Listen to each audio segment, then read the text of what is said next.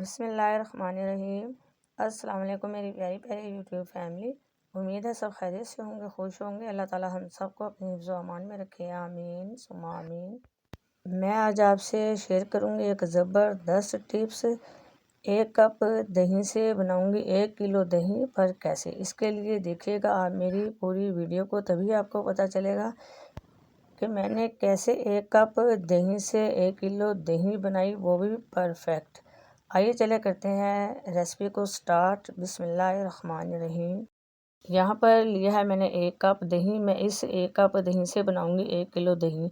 जिस तरह से ठेले वाले जो चना चाट बेचते हैं और बेचते हैं दही भल्ले, वो किस तरह से थोड़े से दही से बहुत ज़्यादा दही बनाते हैं और मज़ेदार चाट और साथ दही भल्ले बेचते हैं। इसी तरह से मैं उनका टिप्स आपसे शेयर करूँगी।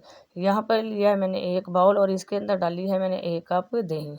1 कप दही से बना रही हूँ, इसलिए मैंने 1 कप दही का इस्तेमाल किया। आपने जो है इसी तरीके को यानी कि फॉलो करके अपने दही को बनाना है। अच्छी तरह से हम इसको फेंट लेंगे। फेंटना जो है बहुत ही ज़्यादा ज़रूरी है। इसके अंदर कोई लम्स, कोई दाना वगैरह ना रहे। जितनी अच्छी तरह से फेंटी हुई उतनी ही अच्छी हमारी दही बनेगी। दही हमारी अच्छी होनी चाहिए, यानी कि अच्छी तरह से थिक होनी चाहिए, तभी जो है हमारी दही अच्छी बनेगी। दही को अच्छी तरह से फेंट ली और अब मैं इसको रख दूँगी तकरीबन आधे घंटे के लिए फ्रिज के अंदर, ताकि खूब अच्छी तरह से ठंडी हो जाए। अब चलते हैं दूसरे स्टेप की तरफ। यहाँ पर लिया मैंने एक और बाउल। इसके अंदर डाला है मैंने तकरीबन 1 कप पानी का। अब मैं इसके अंदर शामिल करूँगी 4 चम्मच कॉर्नफ्लोर के। कॉर्नफ्लोर भी आपका अच्छे वाला होना चाहिए, खुला वाला नहीं होना चाहिए, वरना दही हमारी अच्छी नहीं बनेगी। 4 चम्मच जो है मैंने इसके अंदर शामिल कर दिए हैं और अब अच्छी तरह से इसको भी हम फेंट लेंगे, यानी कि मिक्स कर लेंगे। पानी के अंदर कॉर्नफ्लोर को नीचे जो है जमा हुआ नहीं होना चाहिए। अच्छी तरह से हम इसको मिक्स करेंगे ताकि पानी के अंदर कॉर्नफ्लोर अच्छी तरह से मिक्स हो जाए। देखिए, हम जो दही बना रहे हैं ये ठेले वाले बनाते हैं और अपनी दही को इसी तरह से ज़्यादा बनाकर रखते हैं। यकीन करें, बिल्कुल भी पता नहीं चलता उनके दही भल्लों में या चना चाट में ये वाली दही शामिल हुई हुई है। अच्छी तरह से मैंने इसको मिक्स कर लिया है और अब चलते हैं चूल्हे की तरफ। चूल्हे पे रखा है मैंने एक पैन।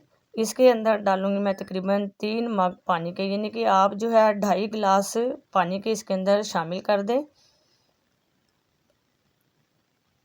चूल्हे को कर दिया है मैंने ऑन और 3 मग जो है मैंने इसके अंदर पानी के डाल दिए हैं और अब मैं इसके अंदर शामिल करूँगी वही मिक्सर जो हमने पानी के अंदर 4 चम्मच कॉर्नफ्लोर का अच्छी तरह से मिक्स किया था, यानी कि उसको हल किया था।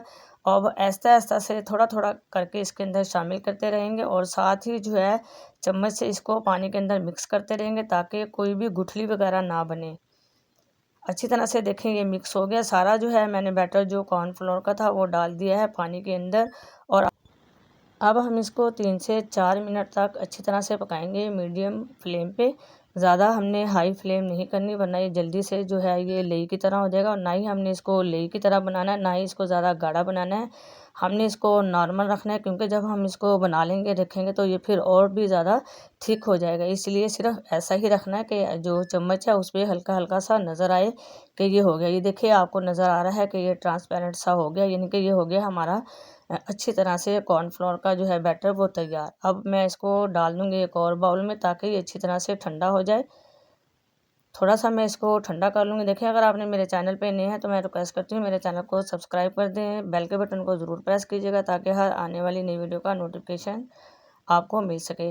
देखें, जो हमने कॉर्नफ्लोर पकाया था वो हो गया ठंडा। फिर मैंने इसके अंदर शामिल कर दिया जो दही हमने फेंट के फ्रिज के अंदर रखी थी, वो मैंने अब थोड़ी थोड़ी करके इसके अंदर शामिल कर दिया और चम्मच से अच्छी तरह से मिक्स करते रहूँगी ताकि जो है इसके अंदर गुठलियाँ ना बने। आपने अच्छी तरह से मिक्स करना है और तकरीबन 1 या 2 मिनट लगेंगे, अच्छी तरह से ये मिक्स हो जाएगा।